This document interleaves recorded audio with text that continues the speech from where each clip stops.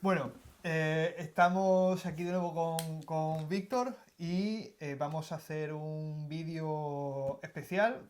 Cerramos el año y cerramos lustro, porque cerramos el ¿Correcto? primer lustro de la década y entonces pues se nos ha ocurrido hablar de cine. Ujú. Vamos a hacer un top 5 cada uno de nuestras películas favoritas de El Lustro. Ujú. Y bueno, pues son 5 y una mención honorable Sí. que merece la pena, ¿no? Entonces, bueno, no hay ningún criterio más allá que lo mucho que nos haya gustado o apasionado la película. Nuestro exquisito criterio personal. Exactamente, es nuestro exquisito criterio personal. Y bueno, esto además va a ser una serie porque iremos haciendo también, vamos a ir cubriendo décadas, vamos a ir Ujú. retrospectivamente mirando décadas anteriores. Entonces, bueno, pues esto sería como la primera entrega, ¿no? Aprovechando el final de 2025. Yo no sé cuáles son sus películas, él no sabe cuáles son mis películas. O sea, que esto va a ser sorpresa absoluta. Para que también todo el mundo sepa, vamos a empezar con las menciones honoríficas, que está Exactamente. fuera de nuestro top 5, Ujú. y después iremos del 5 hasta el 1. Como en Arma Letal 2, Sí. cuando Murtaugh está en la bañera y Riggs le tiene que ayudar a salir, es 1, 2, 3, ya, o 1, 2 y 3. O sea, ¿cuándo sacamos el póster? ¿A la 1, 2, 3 o 1, 2, 3 ahora? Vale, es 1, 2, 3 y se hace. Vale. Vale. Una, 1, dos 2, y 3. tres. Vale. Oh, The Green Knight, Drive My Drive My Car. Car. Muy bien. Muy diferente. Muy diferente. Muy Estos son diferente. películas muy diferentes. Fantástico póster. Bueno, pues. Bueno, empiezas tú si quieres, Víctor. Vale. Bueno, eso es curioso que hayan mencionado el póster, porque a la hora de elegir las diferentes opciones, yo no sé cómo ha sido en tu caso, yo he elegido primero un póster que se viese bien, es decir, que pudiésemos tener una copia que se pudiese ampliar y se viese bien, pero después, habiéndolo hecho, me he dado cuenta de no solamente lo que es la película en sí, sino el arte asociado a la película. Y entonces, me parece precisamente que la estética de The Green Knight, que como digo, la he puesto en mención honorífica como bonus track, a mí me llamó la atención. Bueno, esta salió en pandemia. Bueno, con esto ya voy dando un poco datos, pero yo quería verla desde que me enteré que se iba a hacer una versión del Caballero Verde. eh, del 2021, lo tengo aquí puesto. Es de 2021, se estrenó, esa es la fecha de estreno, ¿vale? Creo que vamos a coger solamente las fechas de estreno, ¿no? Sí, sí, Cuando sí. comienza la producción, Sí, sí, sí. pero en la Fecha fecha de estreno. Sí, sí. Entonces, bueno, yo es que además hice, mi especialidad es literatura inglesa medieval. Entonces, saber que se iba a hacer una nueva versión del Caballero Verde, obviando y olvidando una que hay de principios de los 80, muy olvidable. Esto elimina toda memoria de aquel despropósito, en la que la única mención honorable era que el Caballero Verde era Sean Connery, Ajá. en un papel alimenticio, claramente. El protagonista creo que era Miles O'Keefe, un tipo francamente olvidable, que creo que también hizo de un Tarzán semierótico. En fin, todo en ese hombre Todo mal. es olvidable. Entonces, esa era la versión que había anterior de este clásico, que bueno, es una novela del ciclo artúrico del siglo XIV. Y entonces a mí me llamó mucho la atención y la puesta en escena en el tráiler mismo, Sí. ¿vale? Entonces, bueno, con esto ya voy dando los datos de la película. El director es David Lowery. Hay varios productores, incluido el propio Lowery, que también hace las veces de guionista, partiendo siempre del libro, el relato original de Caballero Verde, cuya autoría no se conoce, pero bueno, es autor de otros poemas en ese inglés medieval. Es muy interesante el reparto, que ahora mismo me limitaré a enunciar y después ya comentaré, pero el protagonista es Dev Patel, ¿vale? Con Alicia Vikander, Joel Edgerton, que vamos, creo que un actor muy interesante, Barry Keoghan, que también es un actor que en ese momento no sonaba tanto y que ahora pues Ahora sí, ahora está sí, sí, aquí. sí. Ralph Ineson, Kate Dickie y Sean Harris. También vamos a mencionar dónde se pueden ver estas películas. Sí. En este caso la plataforma es Prime Video, podéis verla. Y lo que me llamó la atención, pues como digo, es desde el tráiler. Formalmente, como en otras películas ya pasó un poco al comentario de la película en sí, de David Lowery, la parte formal es exquisita. Decir también que está distribuida por A24, que es otra de las productoras y distribuidoras de referencia. Creo que ha establecido un nuevo canon de lo que digamos es Absolutamente. la exquisitez y un poquito de demandar un poco más, con lo cual pues si tiene el sello de A24 ya también te da ciertas garantías. La anterior película sí también bastante más exitosa, esa Ghost Story también de David Lowery, también era con A24. Yo una cosa que digo es que tiene para mí uno de los mejores repartos grimosos de los últimos tiempos. Es decir, tienes un magnífico catálogo de gente grimosa, empezando por el ya mencionado Barry Keoghan, que, bueno, tú le ves la cara y, y es como la antítesis de Robin Williams. O sea, todo el buen rollo que te da Robin Williams, este es el mal rollo, ¿no? La gente escuchará Kate Dickie y nadie tendrá ni puñetera idea de quién es ella. Esta era la hermana grimosa de... Esta salía en Juego de Tronos. Esta era la reina de Vale. Esta es la que estaba enamorada de Littlefinger, que también tiene un rostro de lo más extraño y grimoso. La pobre mujer, después tú la ves en persona o en fotografía y es más normal de lo que parece en las películas. Las películas se ensañan con ella siempre, pero parece que a ella le gusta. Y después Sean Harris, que es otro tipo también bastante grimoso. Curiosamente, este dueto son la reina Ginebra y el rey Arturo, que no son mencionados en la película. Siempre es como The Queen and the King. Pero es no como se les aparece en menciona. los poemas. En los poemas Exactamente, no se les menciona, es el ciclo artúrico, pero es The King and the Queen. Sí.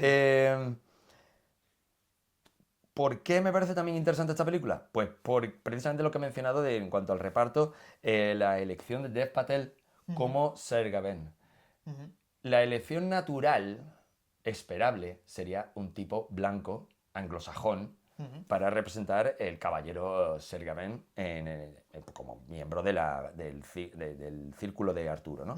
Pero sin embargo han escogido un tipo de ascendencia india. Entonces la madre, que en este caso es Morgana Le Fay, eso también hay una serie de diferencias entre lo que es el poema y la película, perfectamente legítima, y yo con esto ya voy a establecer lo que va a ser, digamos, la dinámica de este y los próximos vídeos que hagamos, es para mí la fidelidad a la fuente original es de una importancia no secundaria, sino terciaria o al final. Es decir, tú estás haciendo una película y estás haciendo una película hoy. Entonces no tienes por qué tener una cierta fidelidad a eso. Entonces creo que se han cargado, y recientemente se cargan mucho las tintas contra eso, contra, digamos, esas adaptaciones, esas actualizaciones, y yo lo veo perfectamente natural porque, de hecho, toda la historia artúrica y todo lo que es, digamos, cuando se supone que acontecieron los hechos artúricos es del siglo VI o VII de nuestra era. Y todo lo que viene a ser los relatos artúricos son de 5 siglos después. Entonces, toda esta estética artúrica es que realmente también es anacrónica. Claro, es anacrónica. Es como la fantasía de su época. Claro, exactamente. Tú lo adaptas a tu época para que tenga sentido en tu época. Eso se hizo cuando se redactó tanto La muerte de Arturo como Ser Gawain. Entonces, tiene que tener sentido en la época que tú lo escribes. Tú no estás haciendo un documental sobre algo que ocurrió antes. Tú estás haciendo una narración. Entonces, el hecho de que se actualice visualmente y en términos también de una diversidad en cuanto al casting, en cuanto al reparto, me parece perfectamente legítimo. Una cosa que dijo David Lowery es que había visto a Dev Patel, no sé si era un desfile o algo así, y que le había dado una impresión regal. Es decir, que le imponía, ¿no? Que digamos que tenía esa presencia, ¿no? Entonces, en ese sentido, pues rápidamente, yo creo que si eres una persona con una mente medio abierta, digamos, entras rápidamente en la película. Sobre todo porque es una película que ya también toco el tema de diseño de producción y la estética misma de la película es apabullante, es brutal, estéticamente brutal. Es preciosa, onírica, sucia. La música ayuda mucho a eso. El músico es Daniel Hart y es el tipo que siempre hace las bandas sonoras de David Lowery, con lo cual pues se ve ahí que es un tándem que funciona. Y yo una cosa es... me encanta, y ahí ya digamos un poco cierro para no tampoco alargarme mucho más y también que tú comentes lo que tú entiendas oportuno. cuando David Lowery menciona sus influencias o cómo surgió la idea para esta película. Y es que estaba jugando con sus muñequitos de Willow. Y entonces, la inspiración para esta película es un cruce entre Willow y Excalibur, de Vale. John Boorman. Está perfectamente vendida. Entonces, se la recomiendo a aquellos que les encante Willow, les encante Excalibur, las dos, y que les encante la literatura y que sean desprejuiciados. Es decir, que no tengan ese purismo, creo que absolutamente impostado, en el que no, algo tiene que encajar, sino gente con la mente abierta, con ambición, con ganas de disfrutar de la experiencia cinematográfica, porque la experiencia cinematográfica es imagen, sonido y toda esa combinación de elementos y de la narración, de que te cuenten una historia. Sí. Creo que poco más que añadir. Siempre tengo muchas cosas que añadir, pero tampoco quiero alargarme más. Pero me pareció maravilloso el decir, Sí. sumas Willow y Excalibur y te sale esto. Y dice, Sí, sí, alright. Sí, pero además es muy... Yo recuerdo que esta solamente llegué a ver el tráiler porque no llegué a ver la película, pero me pareció que era muy fantasiosa. O sea, el diseño del Caballero Verde, además, que era como una Sí. especie de árbol así extraño, es Ralph Ineson, ¿verdad? Mira, estoy seguro... sobre por eso he la voz- investigado. Por la voz del tráiler era Ralph Ineson seguro. Pues, exactamente. Mira, pero además te voy a decir una cosa. Investigando un poco también sobre la película, la armadura del Caballero Verde está grabada con el alfabeto sabeo. Vale. Para Wow. los que no Wow. tengan de hecho, es una lengua árabe que se hablaba desde antes de Cristo, milenios, siglos antes de Cristo, hasta bien entrado a nuestra era. Vale. Entonces, era, digamos, para dar esa impresión, digamos, que algo aterrizado en la realidad, pero que también tuviese esa condición un poco de etérea, de otro mundo, ¿no? Sí, sí, sí. Entonces, toda la armadura, y la máscara es brutal, está grabada con este alfabeto. Entonces, insisto, es una película súper sugerente, que te mete en ese mundo mágico, pero con esa, que yo creo que más que Willow va en la línea de Excalibur, en el Sí. sentido de que es sucia.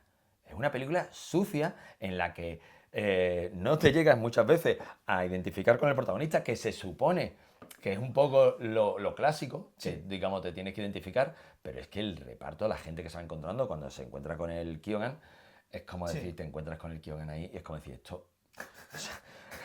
esto no es de Willow. O sea, Kyogan no saldría en Esta Willow. parte, sí.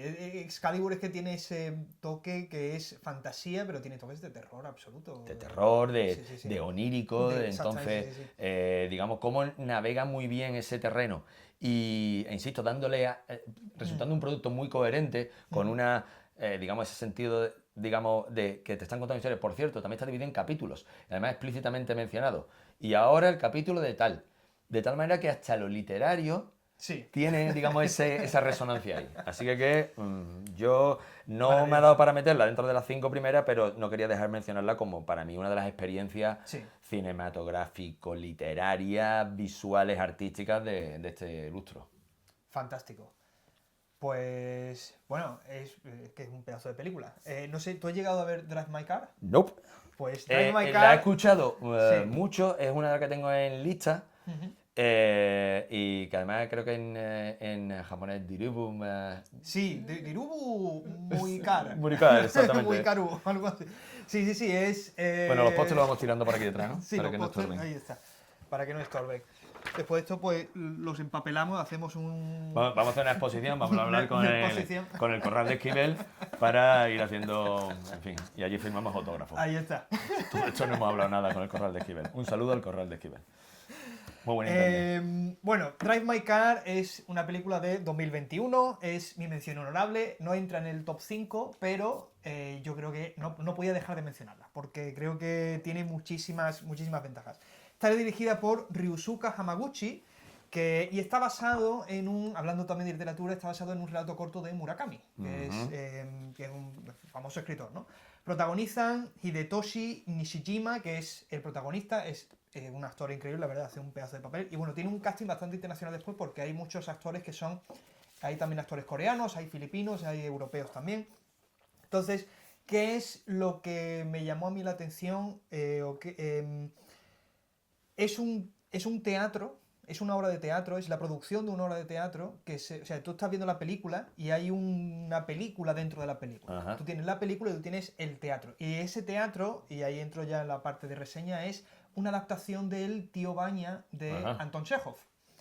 Entonces, tú tienes por una parte, y aquí entro ya más en la reseña de la película, sería, es un drama que es un director, que es un director de teatro, que pues tiene sus movidas personales, que no voy a hacer spoiler ninguno, pero la manera que tiene la película de hilar cómo se van resolviendo su drama personal con la propia resolución del drama del teatro Ujú. es lo absolutamente fascinante y ¿Cómo hace ese juego de increíble, espejo? exactamente. Y lo fascinante también dentro del el interés que tiene la obra de teatro es que es una obra de teatro políglota, donde cada actor de teatro habla un idioma diferente y él tiene que coordinar que en la obra de teatro, que hay como cuando sale al final, ¿no? Cuando se representa la obra finalmente, que tiene subtítulos. Entonces cada actor habla en su idioma Ujú. y pues el resultado es increíble, ¿no?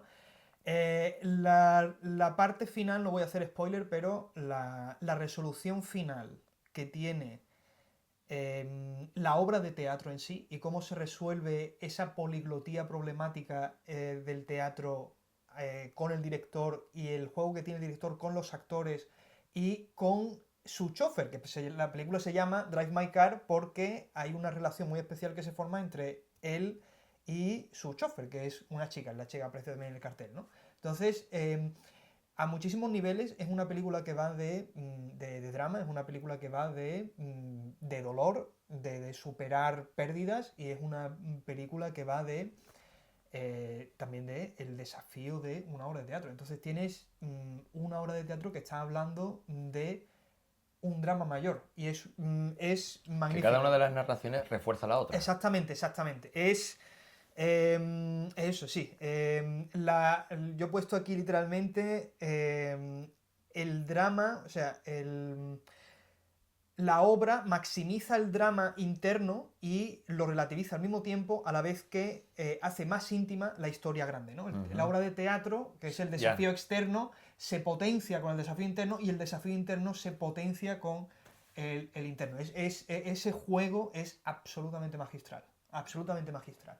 Entonces, esa Ya es te digo que la tenía apuntada. De Sí, la hecho, tuya yo te la tenía apuntada yo también, tengo que decir precisamente. que esto que no se ve, por supuesto, porque son un montón de candidatas y como he señalado yo, las que al final sobrevivían. Drive My Car es una que tenía yo apuntada para verla y posiblemente incluirla, pero bueno, Sí, ganó el Oscar, de hecho, ganó el Oscar a mejor película de habla no inglesa. de habla no inglesa. Sí, Por sí. cierto, eso es una cosa que no he mencionado. La de The Green Knights es también la que no sé en tu caso, pero yo también he querido señalar, porque una cosa que hablamos cuando hicimos esto Sí, es intentar proporcionar una cierta diversidad. Es decir, Sí. digamos, intentar que sea una cosa Sí. también, que por supuesto, que fuese fiel a lo que es nuestro criterio, nuestra elección, pero buscando también una diversidad en cuanto a género, Sí. procedencia. Entonces, esta, la del Caballero Verde, es una coproducción de Estados Unidos, Canadá e Irlanda. Entonces, Fantástico, sí, sí, sí. digamos, una coproducción internacional, que Sí. en el caso tuyo entiendo que es... Sí, es producción coreano-japonesa. Ujú. Se nota mucho, porque además el protagonista es japonés, pero la película sucede toda en Corea. Por cierto, la fotografía es muy buena. La fotografía de la película es muy buena. Hay que reseñar la fotografía. Vamos, la dirección, la fotografía, la edición, los aspectos técnicos de la película están muy cuidados. O sea, es muy Hombre, buena. yo, que verás, me considero visitante esporádico del cine asiático. Cuando tú hablas de cine coreano y japonés especialmente, es la pulcritud Sí. técnica es marca de la casa. Bueno, depende. El cine japonés tiene muchas cosas. Bueno, sí, Tiene el muchas coreano cosas. también puede El ser muy coreano macarra, también. pero quiero decir, si jugamos en esta liga, Sí, sí, en esta liga, desde luego. pero que se caracteriza y además que está siendo Sí, sí, muy sí. apreciado, que Sí, sí, sí. digamos que es una cosa que,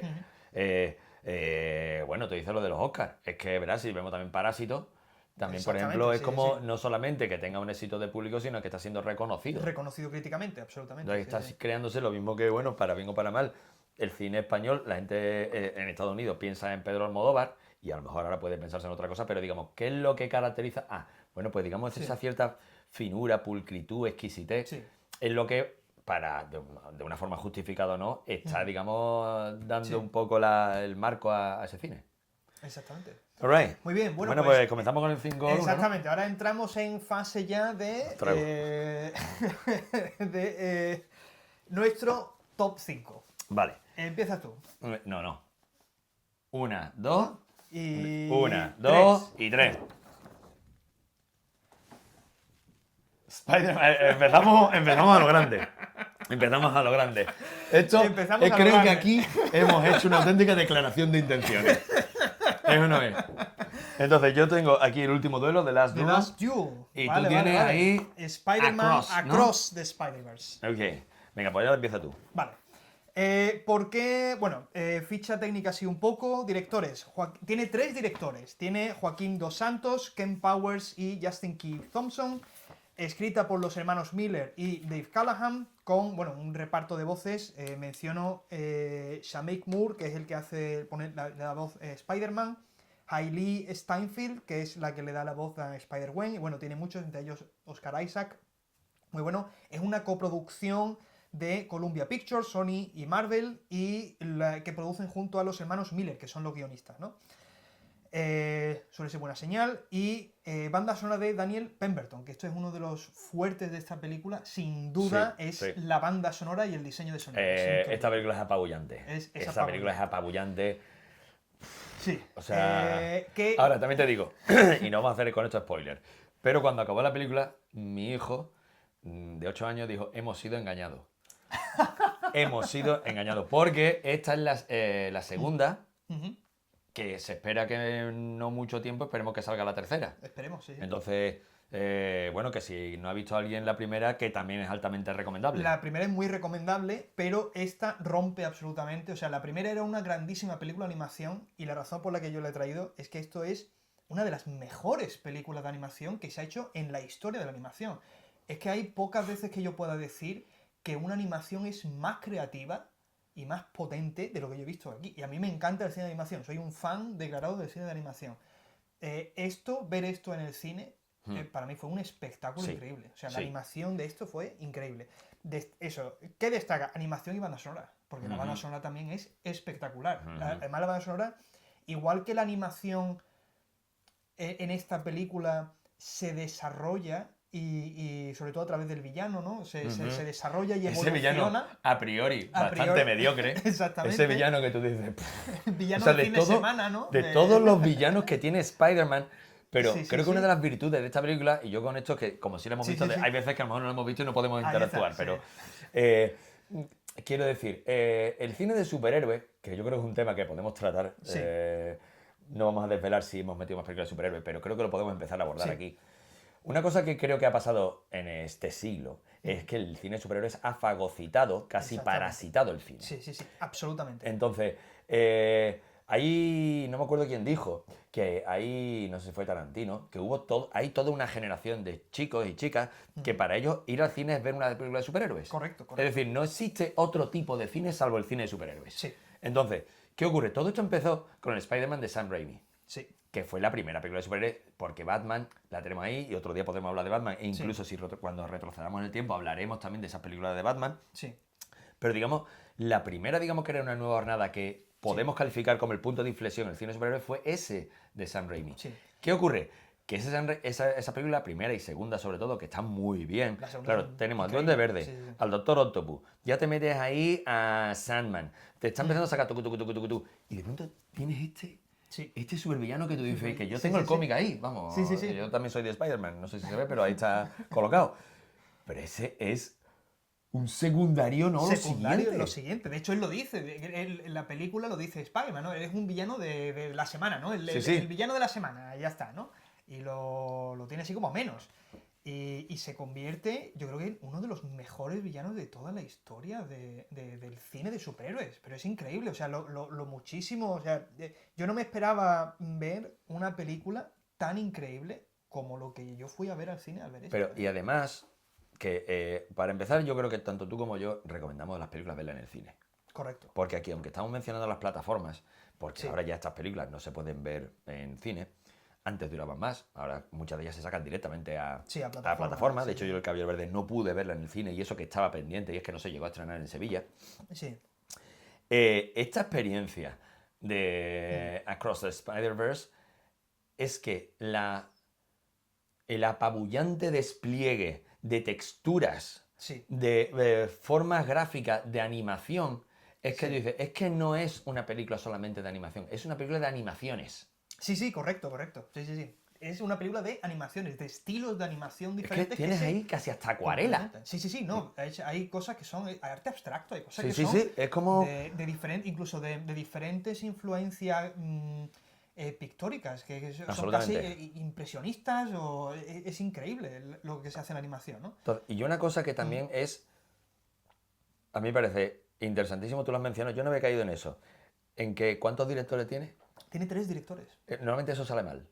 Normalmente sale mal. En animación es común tener, porque Sí. hay que cuajar diferentes equipos y tal, y se suele hacer, pero tener 3 directores y tantos guionistas, pero son 3 guionistas, son los hermanos Miller y el Callahan, son 3 guionistas y 3 directores, Normalmente ese gazpacho suele salir mal. suele salir mal.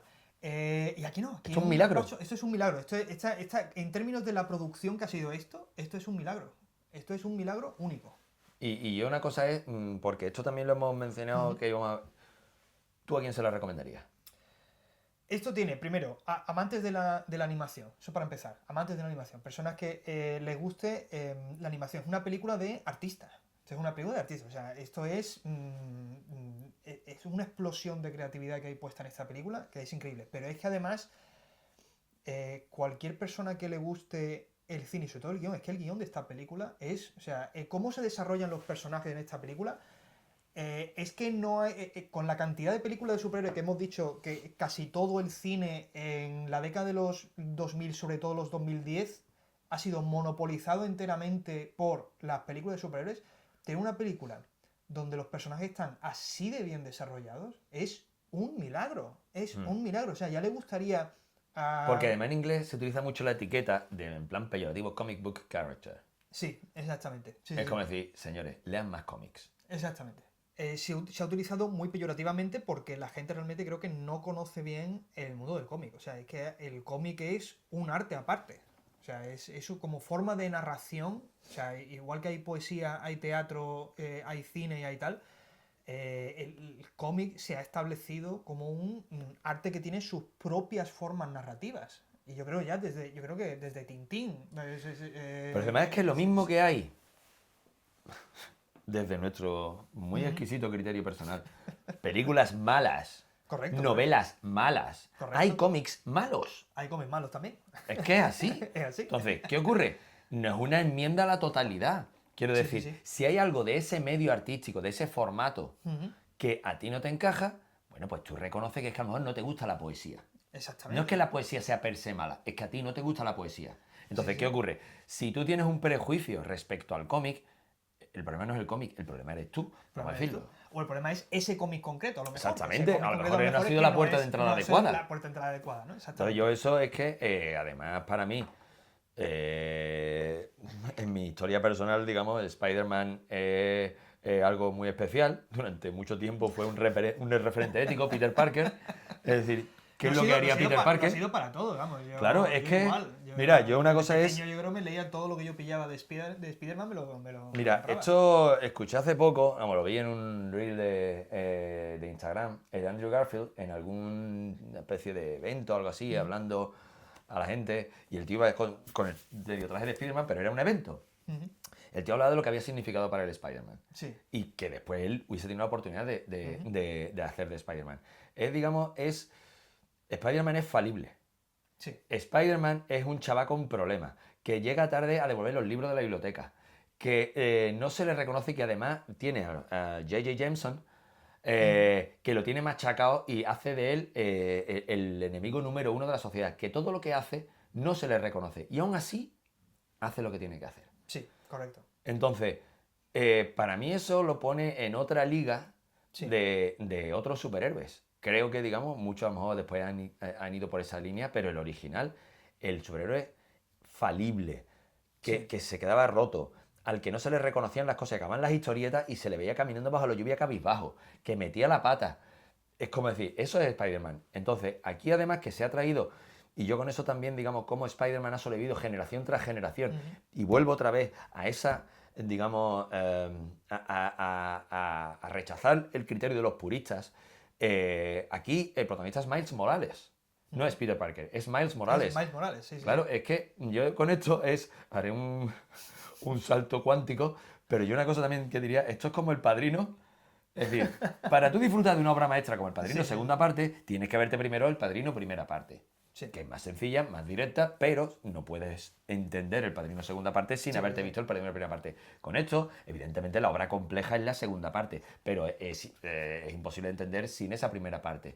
Entonces, es una película que yo creo que el hecho de que tú, que tienes una edad, yo que tengo más edad, y de pronto nos conecta a ti y a mí con esa generación con la que no tenemos nada en común. Y tenemos esto. Sí, correcto. Es decir, es como, yo creo que, mira, yo no sé cuál es, digamos, por la que debería ser recordada, tu sentencia de por qué se debería ser recordada, ni por qué hay que verla. Pero yo es algo que enhebra generaciones, Sí. tú tienes que entenderlo. Y ahí yo creo que eso es que hay que verlo. Es un hito, yo creo que esto marca, o sea, la razón por la que yo había puesto esta película es, porque es, aparte de la innovación, es que marca un antes y un después. O sea, en animación y en películas de superhéroes, el género de las películas de superhéroes, esto marca un antes y un después. De hecho, hay un montón de películas de animación que han salido después que ya están bebiendo de lo que ha sido esto. Y vamos a verlo, o sea, ya os digo, el futuro de la animación en los próximos años va a estar absolutamente marcado por esta película.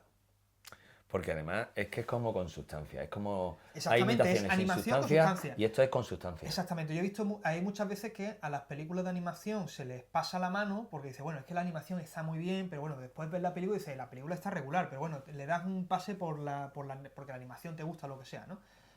Y esto no, esto es un peliculón maravillosamente escrito, con una historia preciosa, durísima también, y que está, o sea, la calidad visual de lo que tú ves, el producto final que tú ves y lo que hay detrás y el cariño que hay detrás por parte de los guionistas es increíble. O sea, es una grandísima película. Agree. Bueno, pasamos a el último duelo. Exactamente. El último duelo. La he elegido porque también, bueno, esta fue otra de las películas que sufrió la pandemia. Entonces, bueno, yo creo que los primeros 2 o 3 primeros años de este lustro claramente se ven afectados por la pandemia. Entonces, Sí. Esta película es del 2021, estadounidense, dirigida por Ridley Scott, un señor que cuando la dirigió tenía ya 80 y tantos años, y creo que ese es un dato importante a mencionar. Los productores son el propio Ridley Scott, Matt Damon y Ben Affleck. También la que, como Matt Damon y Ben Affleck, hace de guionista, que es Nicole Holofcener. Tiene también otros productores, que no voy a mencionar porque tampoco aportan demasiado, pero sí es importante que, bueno, aunque partiendo de un libro que está basado en hechos reales, es decir, esto está inspirado por hechos reales, vale. Este último duelo. Es otra más de las colaboraciones de ese tándem que a mí me cae muy bien. Pues no puedo evitarlo, me cae muy bien el tándem Matt Damon-Ben Affleck. Desde que aceptaron ese Oscar por The Marvel Will Hunting, es que yo no sé quién le puede caer mal a esta gente, a no ser que seas claramente anti-yankee, porque son muy yankee, pero a mí me caen muy bien. Y el hecho es que cogieron esta historia, hicieron un guión, pero entendieron, y con eso ya voy al tema de lo que es la historia en sí, entendieron que hacía falta la perspectiva de una mujer. Y entonces contrataron a Nicole Holofcener para participar en calidad de igual del guión, aportando una mirada de mujer, ¿vale? Una mirada femenina. El reparto, bueno, pues una vez más, es Matt Damon, es Adam Driver, al que no hago spoiler, pero es la primera vez que lo voy a mencionar hoy. Adam Driver, que para mí también es como si no el mejor actor de esta generación, está ahí. Además, imposible de casi, digamos, de esquivarlo. Es difícil, es ubicuo. Esquivarlo. Y como tercera pata de este relato, que tiene 3 centros, es Jodie Comer, que es la actriz que hace, digamos, de la esposa del personaje de Matt Damon. Por otro lado, Ben Affleck, que ha asumido un papel secundario en esta película, y Harriet Walter. Se puede ver en Disney Plus, como queréis llamarlo. Y lo que a mí me ha llamado la atención es, bueno, varias cosas. Esto es básicamente para los que sí tienen su bagaje cinematográfico. Esto es una versión de Rashomon, de Akira Kurosawa. Vale. Es decir, es una historia a tres voces. Hay unos acontecimientos que ocurren, se precipita, finalmente todo se precipita y lleva a este último duelo, que es como empieza la película, y después, ¿en qué consiste la película? Pues de contarnos a nosotros como espectadores cómo se ha llegado a ese último duelo. La película se abre con ya en el momento del duelo. No estoy haciendo spoiler, se abre en el momento en el que estos dos caballeros están preparados para embestirse. ¿Qué es lo que ha ocurrido? Y una cosa que no hemos mencionado, pero lo vamos a decir, en este vídeo no vamos a hacer spoilers, pero sí vamos a mencionar aspectos de la trama que son mínimos y que justifican la elección, o si no, cosas que se han mencionado en los primeros 5 minutos largos de la película. Entonces, ¿qué ocurre? La película trata, se desarrolla en la Francia del siglo XIV y, insisto, está basado en hechos que realmente ocurrieron. Entonces, pues, el personaje de Matt Damon, que, bueno, no me acuerdo exactamente del nombre, pero tampoco es particularmente relevante, pero el personaje de Matt Damon está casado y su mujer, aparentemente, ha sido violada por el personaje de Adam Driver. La cuestión es ¿qué es lo que va a resultar en la película? La película nos va a contar la perspectiva, todo lo que ha sucedido según la perspectiva del marido, la perspectiva de Adam Driver y la perspectiva de la mujer. Entonces, vamos a ver siempre, grosso modo, los mismos acontecimientos. Digamos, a mí eso es una herramienta que me fascina. A mí, bien en literatura, bien en cine, el hecho de que me cuenten una historia desde diferentes puntos de vista ya es algo que me atrapa. Es porque normalmente yo creo que nosotros, y a lo mejor si nos gusta el cine más, para nosotros la experiencia de la vida es una película en la que nosotros somos los protagonistas. Y los demás son personajes secundarios cuando no directamente extras. Sí. Muchas veces depende de la banda sonora que tú escojas para tu película será de un género o de otro. Así es como yo veo la vida, personalmente. Entonces, ¿qué ocurre? Creo que enriquece mucho tu película cuando le das dimensiones y capas a los otros personajes. No haces personajes de tus personajes secundarios, personajes de cartón piedra, que cosificas o, digamos, o privas de esa humanidad. Este recurso de establecer tres puntos de vista narrativos sobre unos acontecimientos como estos, creo que a mí me atrapa, ya el mismo concepto me atrapa, pero además, insisto, estoy contando la primera parte, comienza con la narración de la historia desde el punto de vista del marido. ¿Qué ocurre? No creo que estés destripando la película, pero digamos que la narración del marido sintonizaría mucho con lo que podría ser la perspectiva habitual de nuestra sociedad. Sí. ¿Vale? Entonces, vemos ese primer tercio de película y decimos, pues ya meter la película. Entonces, que si faltan 2 tercios de película, ¿qué me van a contar? Pues ahí es donde viene la chicha. Entonces, ya a partir de ahí no voy a contar más, pero digamos, es apabullante y el año, como digo, de estreno es el año 2021. Sí. Esta película fue un fracaso de taquilla, cosas que ninguno de los implicados se explicaban. Ridley Scott, que cuando rueda esta película, insisto, tiene 80 y tantos años, creo que cualquiera que siga a Ridley Scott sabe que este hombre dice lo que le da la gana, porque es Ridley Scott y porque tiene 80 y tantos años y es que le da igual, a soltar lo que crea que tiene que soltar. Cito textualmente, no son mis palabras, sino las de Ridley Scott, ¿vale? Los millennials y los putos móviles. Nada que suena mínimamente intelectual les interesa. Ese es Ridley Scott. Estoy de acuerdo. Entonces, ¿qué ocurre? A él le da igual. Él sabe que ha hecho la película y además está encantado con la película que ha hecho y me parece que está muy bien. Pero es que además, esta película nace en el contexto también del Me Too. Sí, ¿verdad? Y eso no es un tema baladí. Porque cuando hablamos del año 2020, 2021, 2022, sí, hablamos de la pandemia, pero hablamos de las postrimerías del movimiento Me Too, de todos los escándalos de Hollywood, de todos los acosos sexuales, de cómo, digamos, se empiezan a destapar todo lo que ha sido, bueno, no solamente en el caso de Hollywood, sino, digamos, a nivel global, todas esas, digamos, manifestaciones del movimiento feminista que empieza a señalar, oye, es que yo sí te creo. Entonces, ¿qué ocurre? Pues esta película va a ser una violación. lo brutal de la película es que se ofrecen las perspectivas de estos tres personajes, e insisto, la perspectiva de la mujer. Y entonces yo he dicho ya lo hilo con a quién se la recomendaríamos, pues yo diría a los seguidores de Ridley Scott que no sean incels. Esta palabra, para quien no lo sepa, significa célibes involuntarios. Es decir, muchachos que querrían, pero que no. Entonces, pues eso genera una inflamación testicular que normalmente desemboca en un odio visceral para con el sexo femenino. Entonces, hay películas de Ridley Scott que le gustaría mucho a estos incels.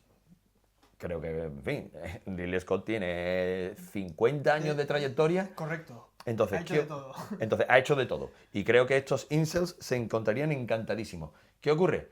Que a mí me encanta que un tío de 80 y tantos años que te ha hecho Gladiator, te plante esto con 80 y tantos años, te haga, insisto, este abordaje de un episodio de una violación, pero con algunas de las escenas más violentas de batalla que tú vas a ver nunca. Y tú dices, este tío con 80 años, o sea, lo que me está rodando de una batalla es que si tú lo que quieres es ver una batalla medieval a lo bestia, esto también te lo va a dar. Vale. Entonces, es el nervio de Ridley Scott. Un tío que, con la veteranía que tiene, ha hecho esta película porque quiere. Que le da igual lo que diga la crítica, que le da igual lo que diga el público. Ha hecho la película que quiere. Entonces, otra cosa que también me gusta, bueno, la banda sonora es maravillosa, te mete totalmente en este universo. Pero si por algo también, digamos, que me gusta, y lo he mencionado antes con esto es un episodio de una violación, pero digamos aquí hay batallas brutales, a mí me ha recordado a lo que creo que era Steven Spielberg, que decía de David Lean, como por ejemplo Lawrence de Arabia. Sí. Es que lo micro y lo macro tienen el mismo protagonismo. Sí. Es decir, el estudio de personajes, el detallado, la empatía, el no hacer personajes de cartón piedra, sino que cada personaje tiene un universo interior. Y eso, dártelo en un contexto de esa grandeza visual, de esa capacidad, que creo que es uno de los grandes puntos de Ridley Scott, que creo que eso es impepinable, además él lo dice, a él le apasiona crear mundos. O sea, contar historias creando mundos. Entonces, él, digamos, es que tú te metas en eso. Entonces, cómo la atmósfera que te crea entonces yo es eso, lo macro y lo micro en un episodio maravilloso digamos, de un momento de esa película que también hila lo macro y lo micro, pero, insisto, en el contexto también de una denuncia del Me Too, que era perfectamente legítima, y este señor tuvo las santas narices, y también Matt Damon, y Ben Affleck, y Nicole, que también, digamos, tuvieron las narices de plantear esta película. Y esta película yo creo que se revalorizará con el tiempo, cuando estos incels se les corte el internet. Y no tengo nada más que decir al respecto. El último duelo. Bueno, después de varias cervezas, una pizza y son las 4 Correcto, efectivamente, aquí de la seguimos. tarde, para que no se nos vaya el tiempo, vamos a poner aquí un reloj. Vosotros podéis también tomar cerveza. Ahí está. Pasamos a nuestro número 3. Correcto. Así que Una, dos y tres. Bien, muy diferente, muy diferente. Pero en sintonía. En sintonía, diferentes, sintonía. pero en sintonía. ¿Empiezo yo? ¿Empiezas Sí, tú? empieza tú. Vale. Bueno, Oppenheimer, en fin, Christopher Nolan. Breve ficha técnica, escrita y dirigida por Christopher Nolan, basada en The American Prometheus, que es un libro que narra la historia de este hombre, de Oppenheimer. Y bueno, cinematografía espectacular, uno de los fuertes de la película, Hoyte von Hoytema, que ha trabajado con Nolan ya en Dunkirk, editada por Jennifer Lane, que trabajó también con Nolan en Tenet. Banda sonora espectacular de Ludwig Göransson, yo creo que a todos los niveles increíble. Era difícil, quiero decir, porque tenemos que tener en consideración con qué músicos ha trabajado. Exactamente, o en los sea, y una cosa me sorprendió que no cogiera a Zimmer, Zimmer estaba ocupado haciendo otras cosas. estaba en otra cosa, entonces, pero a mí me sorprendió Sí. por la grandiosidad de esta película. Sí. Claro, tú recuerdas a Origen, Inception o el Interstellar, que es como decir, verá, yo tenía curiosidad por escuchar la música, precisamente, pero no decepciona. No decepciona para nada. Bueno, él hizo la banda sonora de Tenet, que es muy buena, uno de los fuertes de Tenet es precisamente la banda sonora, y esto es otro trabajo increíble. Y además, bueno, él es el que ha compuesto Sinners recientemente. Y bueno, el casting de esta película es espectacular. En fin, Cillian Murphy, Robert Downey Jr., Matt Damon, Emily Blunt, Kenneth Branagh, y es un sinfín de actores, ¿no? El Es que ganó el increíble. Oscar por Bohemian Rhapsody, Sí, Rami Malek. exactamente, Rami que Malek. también aparece. Sí, que también aparece. Hace un papelito, pero es muy bueno. ¿Qué llama la atención de esta película? La narración. Es el fuerte, sin duda, de esta película, es la narración, está magníficamente escrita, y es esa capacidad de hilar y entrelazar esos tres momentos, esas tres etapas vitales de este hombre, de Oppenheimer. Tienes esa fase inicial que narra ese interés de un joven estudiante de física que entra en eso, a descubrir la física cuántica, y esa parte como de descubrimiento y maravilla, ¿no? De la ciencia que está cambiando, ¿no?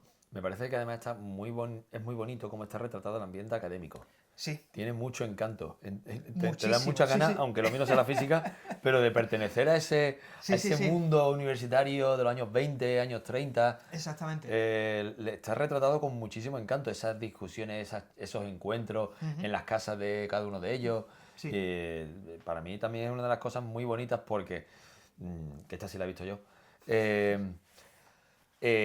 yo que tenía mis cautelas respecto a Oppenheimer, que después de haber venido de hacer pues, Caballero Oscuro y todo así, Interestelar o Origen con esos paisajes que se Sí, doblan, que de pronto haga la biografía de un científico, pues también es verdad que ya Dunkerque ya me puso sobre preaviso, pero, pero digamos es la cantidad, aparte de las narraciones, es lo bien que está utilizada la cinematografía Sí, para que encaje con cada uno de esos momentos, cada uno de esos ambientes. exactamente. Son tres etapas. Tienes esta etapa estudiante, tienes la etapa de la formación de lo que es la bomba, ¿no? De la construcción, todo lo que es la operación Manhattan, y después tiene el post, que es la secuela traumática que deja la construcción de la bomba, ¿no? Que es más centrado en la política. Cada fase tiene personajes que son más importantes, cada fase tiene interés psicológico diferente, porque hay una parte de descubrimiento, de maravilla, otra parte que es de una tensión, es la construcción de la bomba, todo, y después tiene el trauma psicológico que deja eso, ¿no? Al tiempo que se tratan temas diferentes, ¿no? Emocionales y de sociedad diferente, ¿no? Porque hay una parte... Florence Pugh también. Florence Pugh también, que no la hemos mencionado. también aparece, que es la primera pareja de Oppenheimer, que es precisamente la amiga, digamos, comunista, que simboliza también el tanteo que tiene él, ese flirteo que tiene él inicial con el comunismo, ¿no? Y después las secuelas que va a dejar precisamente ese tanteo en toda su vida política, ¿no? Ya después de la bomba, durante, pero sobre todo después de la bomba, ¿no? Y bueno, lo fascinante es tú tienes estas tres etapas claramente distintas, al tiempo que tienes dos líneas, que es el blanco y negro, que es la fisión, y lo que se ve a color, que digamos la vida propia de Oppenheimer, y el blanco y negro, que es para narrar este trial, ¿Juicio? Sí, no es un La juicio. investigación, Sí, es sí. una investigación. La comisión que tiene que aprobar la nominación de este hombre al ministerio De Robert Downey Jr. de Robert Downey Jr. Y entonces tienes esas dos líneas, pero claro, todo está mezclado una cosa con la otra, no está en orden cronológico, ¿no? Va saltando de una manera a otra, y es muy bonito el ver cómo se narra toda la vida de una persona, que además tiene esas fases, ¿no? de juventud, de madurez y de senectud. y cómo están narradas y entrelazadas unas con otras, eso es para mí lo maravilloso de la película. O sea, es una película que es impresionante a nivel visual, porque es fantástica, todo Una está vez más, genial. películas para ver en el cine. Exactamente, esto es una película para ver en el cine, sin duda. Pero claro, es lo fuerte, el pilar sobre el que está todo construido en la película es un guión fantástico. O sea, es un guión fantástico y se nota que el director es el escritor, o sea, es el escritor de la película. Hemos hablado, creo que en todas las que he sacado, Godzilla también es el mismo, el director y Ujú. y el Lo de escritor. los creadores son, Claro, no sé si claro. ya lo hemos mencionado, pero es la diferencia entre una película de productores, de productora, de Ujú, factoría, factoría Disney, factoría Marvel, exactamente. factoría, producto, y esto es una obra de un autor. Exactamente. Esto es obra de autor, pero claro, es obra de autor, pero gigante. Creo que, quiero decir, sospecho que no va a ser la última vez que vamos a hablar de obras de autor gigantes. Yo una cosa es que hay muy pocos artistas y al que ya hemos mencionado, David Lean, Ujú, con su Lawrence of Arabia, esas personas capaces de, en esa experiencia que es la experiencia cinematográfica, meter lo majestuoso, la ujú. grandeza del desierto, todo eso con, digamos, la experiencia vital, el arco vital de ese personaje central que articula la narración. En ese sentido, aunque son personajes netamente diferentes, pero tenemos a ese Lawrence de Arabia que está metido en todo eso que está ocurriendo Ujú. en la Primera Guerra Mundial, todo eso con toda esa política, pero a la vez también la tortura de ese personaje. Exactamente. Creo que precisamente aquí, y lo mencionábamos antes, que bueno, al margen de la clamorosa ausencia de la Ujú. visión japonesa, pero sí lo habíamos hablado de que es que esto es una narración que es, la película se llama Oppenheimer. Sí, sí, sí, ¿Cómo se claro. llama la película? ¿Se llama La bomba atómica? No, Se llama Oppenheimer. Oppenheimer. Claro, es que está todo narrado desde su interioridad. O sea, tú lo ves todo desde su perspectiva. De hecho, lo único que no es su perspectiva es lo que está en blanco y negro, que es la parte de Robert Downey Jr. Pero el resto es su perspectiva, cómo él lo está viviendo y todo se refleja de todo lo que sucede exterior al final, fuera de lo que tú ves en la película, pero que está sucediendo en el mundo, siempre lo ves a través de sus ojos. Siempre lo estás viendo y comprendiendo como él lo está viendo y comprendiendo. Entonces, claro, es realmente un drama íntimo, pero claro, proyectado en esta historia épica de la construcción de la bomba atómica, ¿no? Vamos, a todos los niveles, en ese sentido sí que esta película recupera precisamente lo mejor que puede tener el cine de David Lean, ¿no? De ser esta ópera gigantesca, enorme, con una producción gigante, pero que es al final un drama Y íntimo. sabes una cosa curiosa, estaba pensando ahora en, precisamente como muestra de eso, de la importancia, digamos, de esos grises, Ujú, de esos matices, dos de los personajes para mí más interesantes es el de Matt Damon, que es ujú. el militar que hace de enlace entre el gobierno y Oppenheimer en el desarrollo de la bomba atómica, que me parece que crea mucha empatía porque, bueno, él es un militar que lo que hay que hacer es ganar a los nazis, porque la bomba está Sí, destinada no a los japoneses, sino a los nazis. Y que parece que es de los pocos conscientes allí de lo que realmente puede implicar tirar una bomba atómica. Curiosamente, estamos hablando del militar. ujú. El otro personaje es el de la esposa de Oppenheimer, Emily Blunt. Emily Para Blunt. mí, una de las partes más estimulantes de Ujú. toda la película, y es una película en la que todo así como muy Muchísimas grande, cosas. muchos hombres hablando, porque es básicamente hombres hablando, es, por ejemplo, cuando el interrogatorio a la mujer de Sí, Oppenheimer. Cómo Emily Blunt sostiene esa escena y la empatía que crea con el espectador.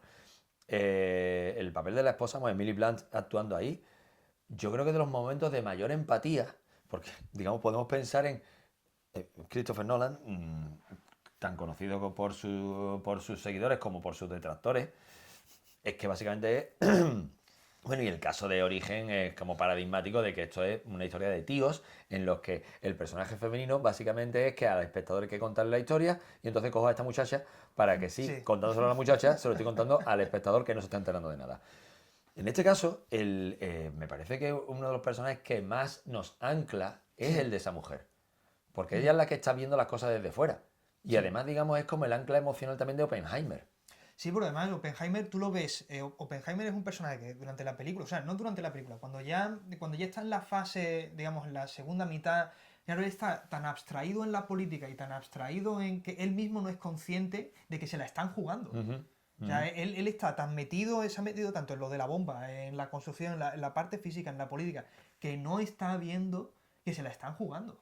Y es precisamente el personaje de Emily Blunt el que está viendo las cosas como están sucediendo de verdad, porque el otro está tan ido ya, se le ha ido tanto, que no es capaz él mismo de darse cuenta de dónde está. Y una cosa que no quiero que... Porque voy a intentar acelerar un poco, pero me parecía que era interesante de la conversación que teníamos antes sobre esta película precisamente, era el tema del papel de la ciencia y Sí, la relación con la política, de los sí, científicos. Que este es el momento crítico en el que el poder político decide darle la patada en el culo a los sí. científicos. Que tú mencionabas precisamente la escena con Truman. Exactamente, no, la escena con Truman es que es muy, vamos, es fortísima por eso.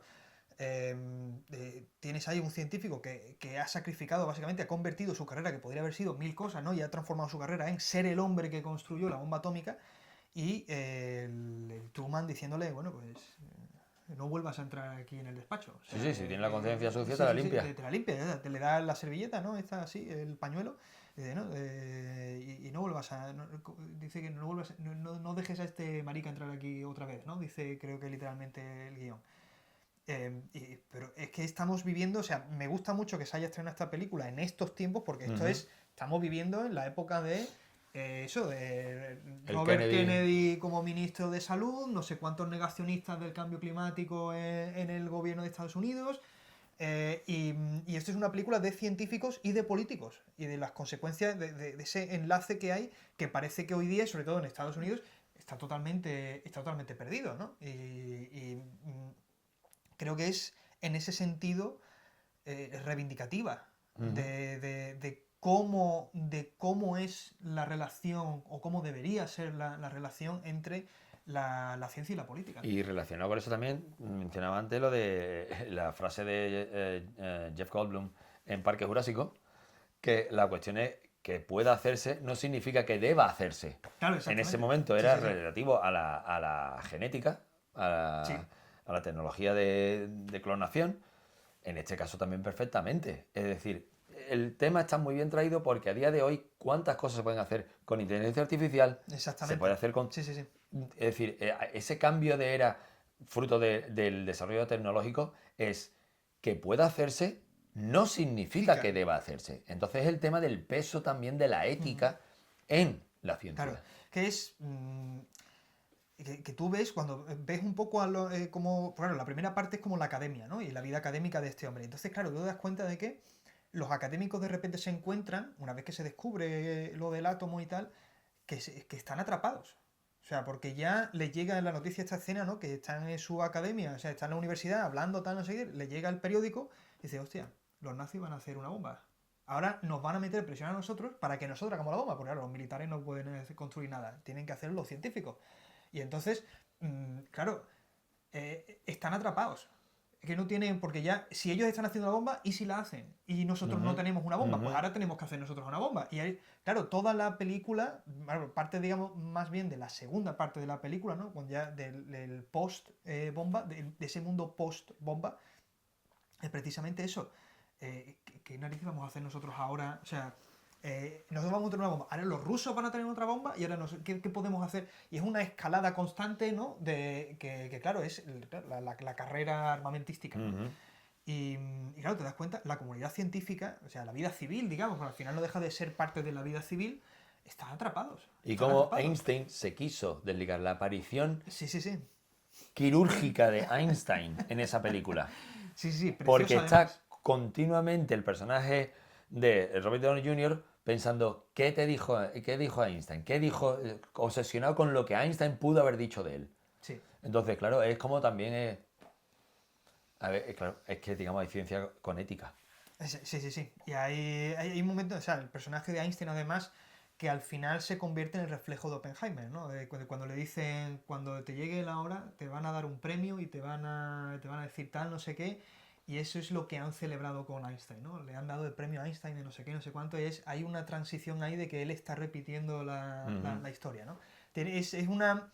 De nuevo, es fantásticamente escrita, o sea, que no tiene misterio. Lo Y cual es una grata sorpresa. es Que una no grata es sorpresa. una película de fuegos artificiales. Exactamente, no es de fuegos artificiales. Y bueno, lo decía en la toma anterior que hemos hecho de esto, es una gran precuela de Godzilla. Es la mejor precuela de Godzilla de la historia del cine. Y además enlaza con la tuya porque es que la tuya, claro, él ha cogido El chico y la garza. Chico y la Garza, que es precisamente durante la Segunda Guerra Mundial. Exactamente, en Japón. Entonces, pues bueno, el chico y la garza, bueno, vamos a ir con un poco la ficha técnica. Es una producción japonesa del año 2023. Por eso de un poco agilizar esto, leo el comentario de, bueno, a quién se la recomendaríamos. Ujú. Yo diría básicamente a los abiertos por explorar la animación adulta y sensible, los que están dispuestos a abrir su corazón a la magia, el dolor y la poesía, a los humanistas, a los que quieren hacer de la vida algo más grande y más bello. Claro, todo esto podría decirse de cualquier película de Hayao Miyazaki. Hayao Miyazaki además que es atemporal. Esta película tiene algunas cosas curiosas que sí lo hacen un poco más excepcional lo que es el universo de Miyazaki, que uno de ellos es precisamente, decía que casi cualquiera de sus películas podría haberse estrenado en los últimos 40 años, Sí. porque tienen una estética muy artesanal, muy preciosa y muy precisa. En esta, bueno, pues como tú has señalado, se desarrolla en el Japón de la Segunda Guerra Mundial. Nada más empezar la película, pues hay una ciudad, están viviendo en Tokio, hay un bombardeo y entonces pues sale ardiendo una parte de la ciudad. Y ese fuego ha sido hecho con tecnología digital, ha sido digitalmente creado. Cosa que es algo rarísimo en el cine de Miyazaki, que se incluya cualquier tipo de Sí. efecto digital, pero que también era para crear ese sentido de invasión, Sí. de algo que está entrando violentamente en la vida de este niño. Sí. Entonces, por eso incluso visualmente tenía sentido hacer eso. Es una concesión que me parece legítima. Por otro lado, pues bueno, Hayao Miyazaki, eso es que no, quiero decir, no tenía que demostrar nada. Sí, Hayao no. Miyazaki no tiene nada que demostrar. Es el de Mi vecino Totoro, El castillo ambulante, El viaje de Chihiro, La princesa Mononoke. Entonces, son todas películas que son tótems. Son Sí. tótems. Hablamos del estudio Ghibli, que antes tú decías el estudio Toho, el estudio Ghibli, que tiene, digamos, pues eso, ese sello. eh, y que además, una de las cosas que tienen todas estas películas y que también hace esta singular es que siempre la protagonista o el personaje de referencia siempre ha sido una niña. Una niña o una mujer, una chica. En este caso es un chico, de hecho es el chico y la garza.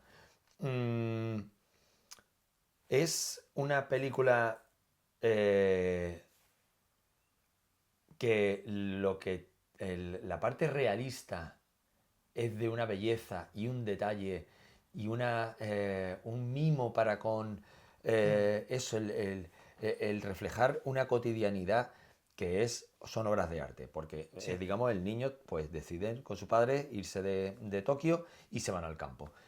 Todo ese, digamos, reflejo de lo que era la vida en ese campo, esa casa, esa naturaleza que rodeaba, eh, me acuerdo que hasta en un momento que hay un espejo en la habitación del niño y cómo está cuidado de que ese espejo refleje perfectamente al niño que Sí, Es sí, decir, sí. podía ser una película, es la animación, está cuidada al máximo detalle y con un realismo poético con un ritmo pausado, que es lo que toca, porque es Sí. lo que toca, que realmente, bueno, llega al corazón. Esos fondos que muchas veces parecen acuarelas, que digamos están cuidados, cada escenario está perfectamente detallado. Pero es que, claro, esto es una película que, como tantas de Miyazaki, digamos, tiene su magia. Y es un Sí. cuento de Sí, hadas. sí, sí. Y esto es un poco una especie de un trasunto de Alicia en el País de las Maravillas. Sí. O de Oz. Entonces, ¿qué ocurre? Que cuando el chico entra en Oz, vamos a llamarlo así, para no dar más detalles, de pronto es que todo se vuelve sublime. Sí. Es decir, es como qué libertad de imaginación. Porque el libro está basado, esto está basado en un libro que creo que se llama How Do You Live, que por lo visto es un libro de los años 30, que es de literatura juvenil, que es una especie de referente en Japón, pero que solamente Miyazaki se ha inspirado en ese libro, pero no es una adaptación del libro, se ha inspirado en ese libro. Es que es muy típico también de Amor Castellán Volante, también es otra Claro. novela así. Parte de ahí y de ahí, a partir de ahí, Miyazaki crece, pero además que lo sublima con unas imágenes que es la única imagen posible. Quiero decir, no es que como para eso esa es la buena. Sí. Es que cada una es la buena.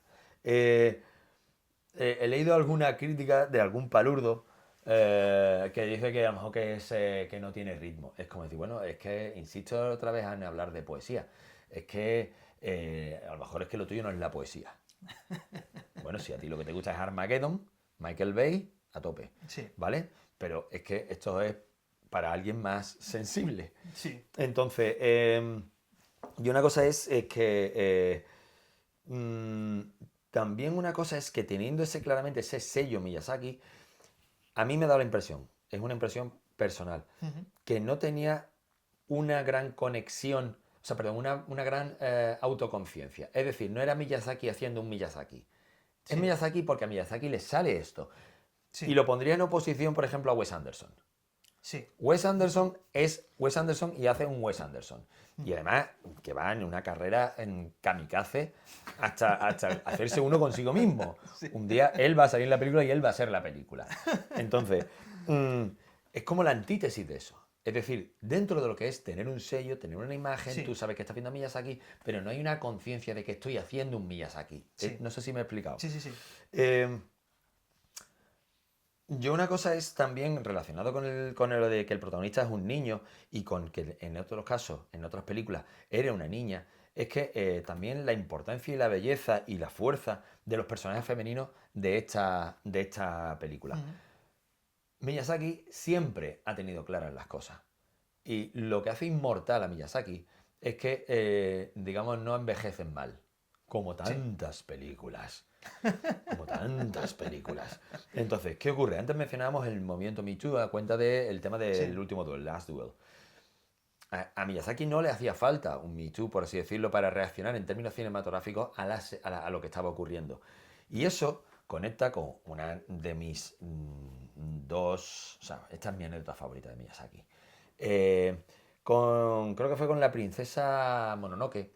Resulta que para la distribución en Estados Unidos pues se iba a encargar nada más y nada menos que Harvey Weinstein.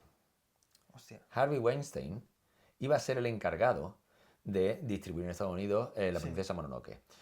Pero dijo que esa película que era muy larga, que había que quitarle 20 minutos. Entonces, os imagináis la reacción de Miyazaki, como que tú quieres cortar 20 minutos. O sea, Miyazaki no sabía nada, solo sabía que había este nota soberbio y engreído de Estados Unidos con ese aspecto que quería quitar 20 minutos de La princesa Mononoke. Entonces, hay diferentes versiones, una que sí fue él mismo o fue el productor conjunto con él, que decidieron dejarle meridianamente claro a Harvey Weinstein que esa película no se recordaba. Le enviaron una katana con una sola nota. No cuts. Wow. Entonces, yo me imagino a ese Harvey Weinstein con su batín cutre, con esas piernas peludas y esa taleguita, recibiendo en su casa una katana que no sé si sería de Hattori Hanzo, con una sola nota diciendo, no hay recortes, no cuts. Y la película no se recortó. Esa era una advertencia, no te voy a decir yakuza, pero es como, no me toques las narices, Harvey Weinstein. Entonces, el primero que le metió las cabras en el corral a Harvey Weinstein fue Miyazaki. Qué fuerte, no tenía ni idea. Pues, no sabía. enviándole una katana. Entonces, ¿cómo no te vas a hacer fan de Miyazaki? O sea, Otra cosa que también se hizo bastante viral es que fue, no sé si lo has visto, la reacción de Miyazaki cuando parte del departamento de creativo empezó a trabajar con inteligencia artificial. Ah, no.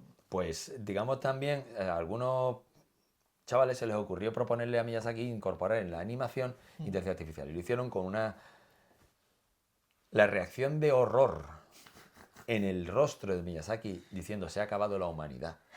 O sea, fue así, pero además creo que son también como tú palabras textuales. Es como decir, el tío salió devastado diciendo que eso era una abominación. La cara de los otros 3 japoneses animadores que habían hecho la animación por inteligencia artificial era para verla. Ya. O sea, Miyazaki me está diciendo que lo que yo he hecho es una abominación. Y el tío se le ve reflexionando como diciendo que es que este es el futuro. Ya. O sea, máquinas se encargan de hacer animaciones. Entonces, que se ha acabado. Entonces, yo, que no creo que exista tal cosa como el arte mediante inteligencia artificial, eso no es arte, eso lo puedes llamar ilustración, si quieres, con un esfuerzo, pero no existe. Esta película es el antídoto contra eso. Sí, sí. Es la pura humanidad. Porque además la película, ¿de qué trata? Va sobre el dolor íntimo, la sensación de pérdida, del reconciliarte con cosas terribles que te han ocurrido.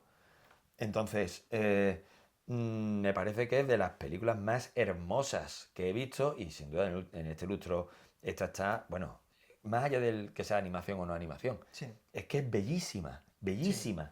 Entonces, hombre, yo